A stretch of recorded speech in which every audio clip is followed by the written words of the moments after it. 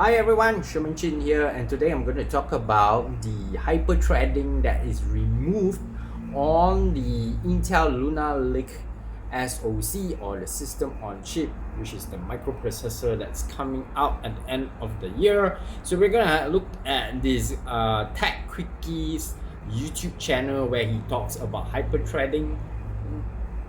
A feature that Intel calls hyperthreading has become a real mainstay on consumer CPUs. Hyperthreading allows a single CPU core to process two threads at one time, and while this isn't quite as powerful as just having two physical cores, it certainly improves performance in many applications, becoming important enough since it was originally introduced in 2002 to spread to a huge number of chips, as far down as the lower-end Core i3 series. But get this, Intel is planning to ditch hyperthreading after 22 years with the launch of its Lunar Lake and Arrow Lake processors. So remember when I talked about Lunar Lake yesterday, what makes Intel so serious about challenging the Snapdragon X Elite microprocessors is the removal of this hyperthreading technology. Imagine you've already made a significant progress in something for performance and then you remove that feature.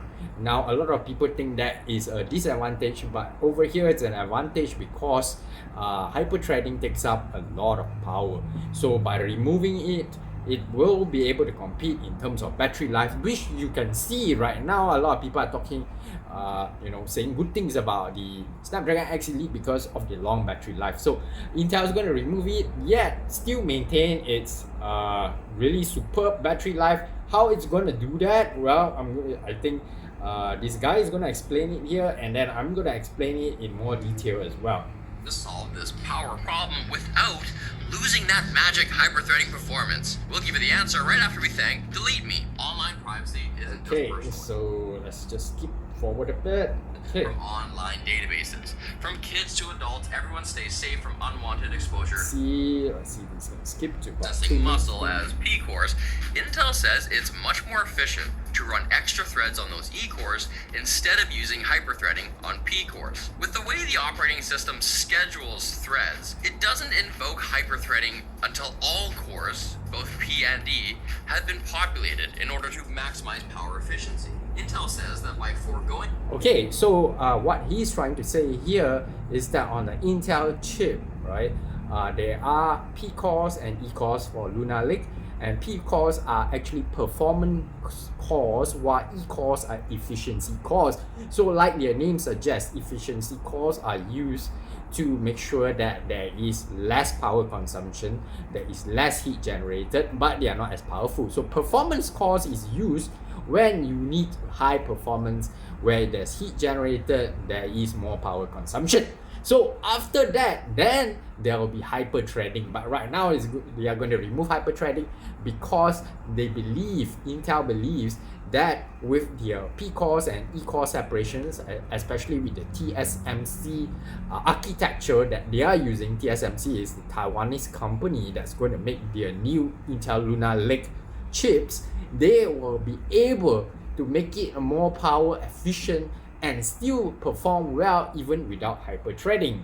Hyperthreading, and instead just having more E cores, you get a 15% increase in IPC, that's instructions per clock, per unit of power, and a 10% IPC increase per unit of die area. Hyperthreading is still better in terms of IPC per die area when you don't have those additional E cores, but seeing as Intel seems committed to their hybrid chip design, which also allows them to pack more cores onto their CPUs than in the past, Team Blue seems confident that users won't particularly miss hyperthreading.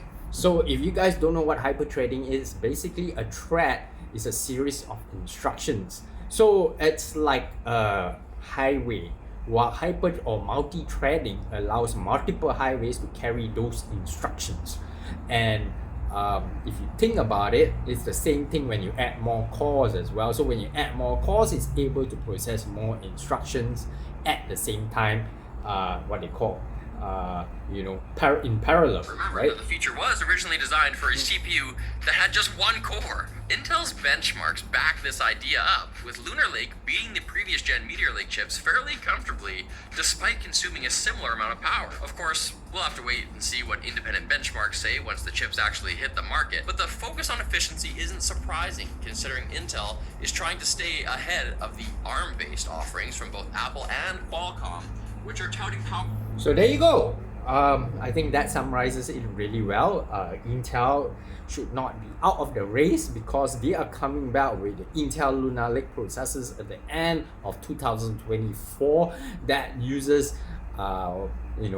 less power and generates less heat, and although it removes hyperthreading, it still performs better than its current Meteor Lake processors, and this is very significant, especially on the mobile or laptop market where power is more important, because you still want to bring your computer around, and being mobile, you make sure that it has enough juice left for you to work on it. So you don't want something so powerful it uses up all the power before you can do anything on it. So you have the most powerful computer around but you can't use it, it's kind of pointless. So I hope you guys like this video. If you do, please do give me a thumbs up, click that notifications bell and subscribe to this channel.